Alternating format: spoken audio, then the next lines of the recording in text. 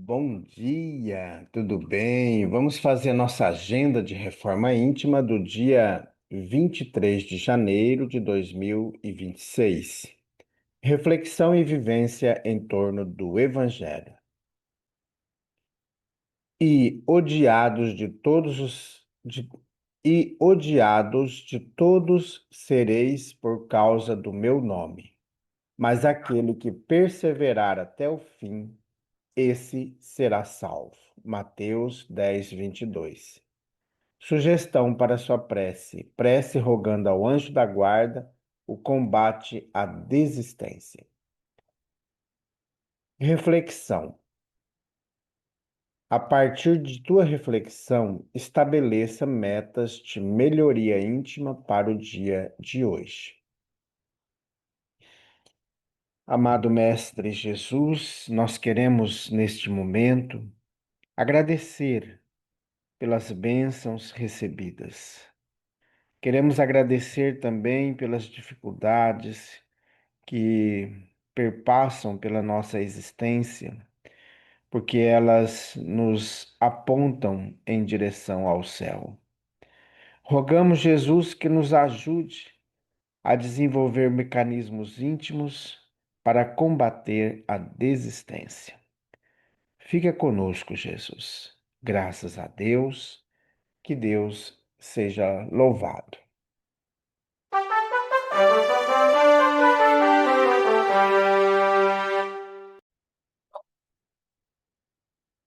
Meus amigos, nós estamos nos preparando para amanhã, às 7 horas, nos encontrarmos em nossa casa espírita para as atividades de caridade. Então, venha participar com a gente. Às 7 horas da manhã, nós vamos ter o café da manhã com as crianças, com os trabalhadores. Às 8, nós vamos nos preparar para a campanha. Venha participar com a gente. Meus amigos, a Casa Espírita Amigos da Paz está sediada em Alta Floresta, Mato Grosso, no bairro Jardim Primavera, no final da Avenida Brasil. Mais esclarecimentos, entre em contato com a gente pelo WhatsApp 66 984 66 7110. Meus amigos, nós estamos estudando o livro Luz Acima. Essa obra foi psicografada pelo médium Chico Xavier no ano de 1947, ditado pelo espírito Humberto de Campos, que aqui traz o codinome de Irmão X. Hoje nós vamos estudar o capítulo 41, na interpretação rigorista. Juvenal Silva, após longa incursão nos domínios espiritualistas, concluiu que as aflições humanas representavam fatalidade, que a dor constituía inevitável espinho e que não seria razoável imiscuir-se nas questões de auxílio. Não afirmavam os filósofos e instrutores que o indivíduo recebe sempre de acordo com os próprios méritos? Se não era possível modificar a estrutura da semente, por que a audácia de transformar as situações? Examinando todas as teses doutrinárias ao pé da letra, rematava convicto: para que ajudar? Se o aleijado respira sem movimento, e se o pobre sofre miséria e infortúnio, certo obedecem os desígnios que não nos compete perturbar. Às vezes, em companhia de amigos íntimos, pilheriava: se eu der 20 cruzeiros ao malfeitor fantasiado de mendigo, provavelmente comprará recursos com que possa atacar o primeiro viandante desprevenido que lhe apareça. Em algumas ocasiões, recorria ao caso da víbora enregelada que, socorrida pelas mãos de caridoso caminheiro, readquirira o equilíbrio, inoculando-lhe veneno letal. Retraído nas interpretações que lhe agradavam, passou a vida paradoxalmente. Aceitava a revelação divina, mas negava o espírito de sacrifício. Se algum companheiro ponderava a inconveniência do rigorismo à frente dos textos sagrados, valia-se das passagens que de algum modo lhe garantiam os pontos de vista e observava. O próprio Cristo não asseverou que nem um fio de cabelo da cabeça cairá sem que o Pai o queira.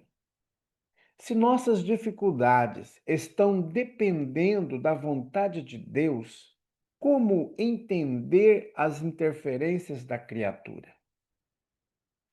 Cristalizando-se-lhe a estranha atitude mental, tratou de ensimesmar-se na terra.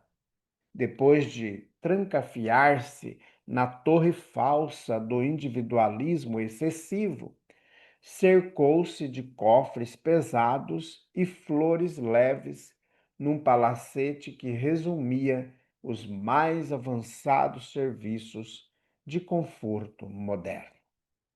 Sentindo-se amplamente desobrigado de auxiliar a quem quer que fosse, amealhou facilmente o que pôde, preservando-se para o futuro. No campo teórico, era notável discurso, repetindo. No campo teórico, era notável discursador, mas no terreno da ação, Juvenal entregara-se inerme às sugestões que o egoísmo lhe oferecia. Se irmãos de luta lhe batiam às portas, implorando socorro para desamparados, informava semicolérico: não dou. Cada qual recebe o que merece. Onde guardarão vocês a cabeça? Isto é invasão de seara alheia. A beneficência é dever do Estado. Não posso interferir com autoridades.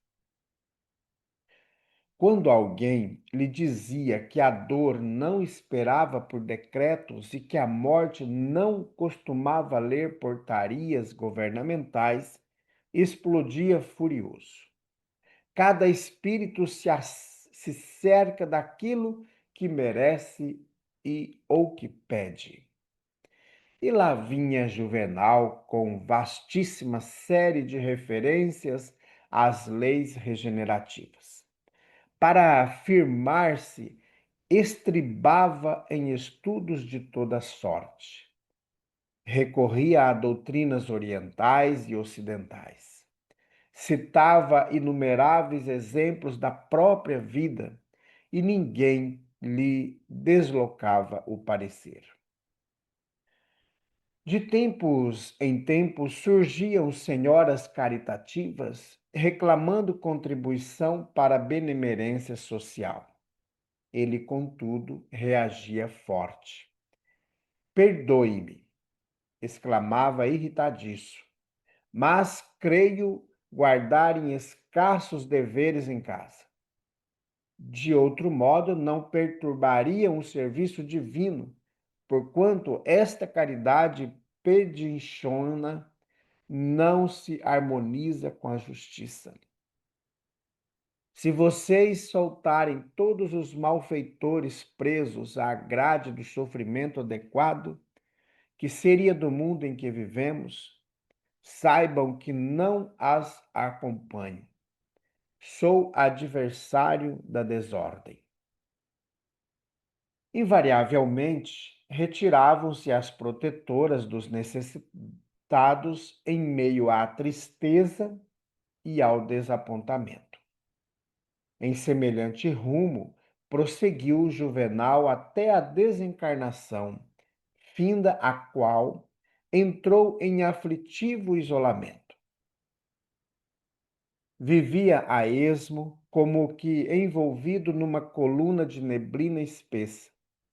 Lamentava-se, chorava, pedia auxílio, mas em vão. Pressentia a passagem de muita gente em torno dele, mas ninguém lhe prestava atenção. Apareceu, todavia, um momento em que o desventurado foi atendido por um mensageiro da assistência divina. Valendo-se do ensejo, lastimou-se, suplicou, exigiu. Afinal, declarava em desespero, não foram um criminoso, um perverso. O enviado de olhar translúcido e coruscante informou calmo: Filho, cada qual recolhe o que planta. A árvore do egoísmo não produz flores de cordialidade. Juvenal desfez-se em explicações. Acusado pela consciência, pretendia argumentar contra si próprio. Se não praticara maior soma de bens, é que supunha conveniente não dever contrariar os dispositivos das provações remissoras. Sim, acrescentou o emissário sereno, de acordo com os mesmos princípios, compreende-se-lhe agora a solidão.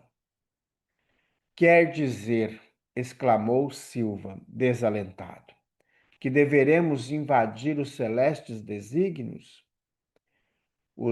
O mensageiro, porém, esclareceu sem perturbar-se. Se a dor humana é lavoura de renovação para quem sofre e regasta, é também sementeira sublime para todos aqueles que desejam plantar o bem imperecível.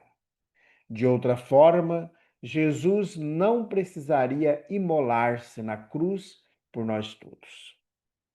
O interlocutor escutava admirado. Antes, contudo, de sua argumentação, o venerável socorrista indagou direto.